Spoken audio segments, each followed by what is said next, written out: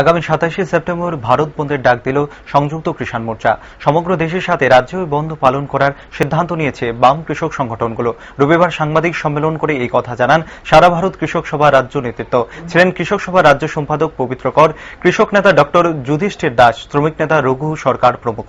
সংবাদ মাধ্যমের সামনে সারা ভারত কৃষক সংঘের সমন্বয় কমিটির পক্ষে পবিত্র কর জানান, বিগত 10 মাস ধরে 3 দফা দাবির সমর্থনে লাগাতার আন্দোলন চালিয়ে যাচ্ছে সংযুক্ত কিষাণ মোর্চা, কিন্তু এখনো আন্দোলনের দাবি পূরণ করা হচ্ছে না।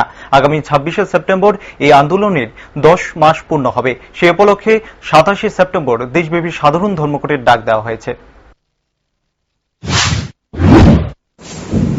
এটা আপনারা জানেন, সংযুক্ত কিষাণ মোর্চার নেতৃত্বে গোটা দেশে কৃষকদের মূলত 3টি দাবি।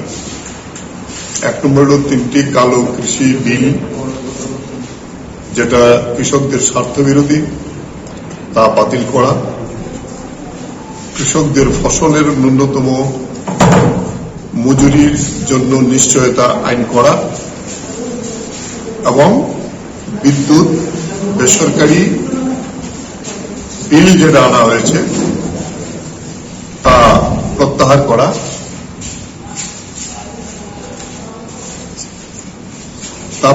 করা। এই মূলত 3টি দাবি।